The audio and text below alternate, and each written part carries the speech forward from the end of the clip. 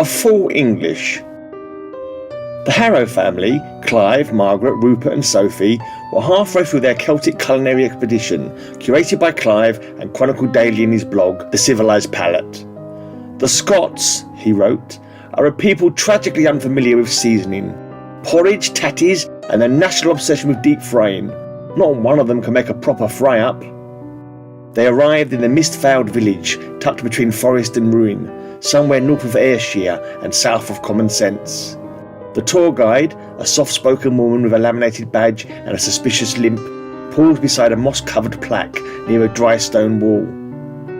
According to legend, she said, the Bean clan once ruled these woods with a taste for secrecy and other things. When strangers vanished, the villagers claimed it was wolves, but the wolves were lean and the Bean clan were not. Margaret sniffed. How fanciful. Rupert rolled his eyes. Probably a marketing stunt. Clive made a note. Gaelic superstition, no decent toast. That evening, they dined at the only cafe in town, a squat stone building with no sign, just a chalkboard reading, "Today's special, surprise." Locals called it the Bean Cafe, though no one could agree if it referred to legumes or lineage. Inside, the air was warm and dim.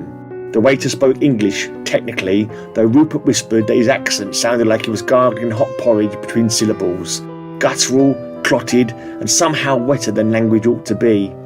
He wore a tartan apron and smelled faintly of peat and potatoes. They were served a rich, dark stew. The meat was tender, the broth had depth. Margaret declared it the best thing we've had all trip. Clive agreed, though he couldn't quite place the seasoning. Rupert, emboldened by the meal, leaned back and said, "Tell you what, we'd love a proper English breakfast tomorrow. Sausage, bacon, eggs, black pudding, the works." Clive nodded. "Something recognisably English, not vegan beans that lift your kilt with every fart." The waiter smiled. "I see what I can do," he said, in an accent that sounded like it had been buried for centuries. They retired early. The next morning, the chalkboard read, "Today's special, full English breakfast, locally sourced, clan approved." The locals packed the cafe early. They tucked in with quiet delight, murmuring about the ancestral meat. The sausages were plump, the black pudding was rich, the eggs perfectly runny. The Harrow family did not come down from their rooms to eat. No further blog entries were made. The Bean Cafe remains open. Reservations not required. Just wander in.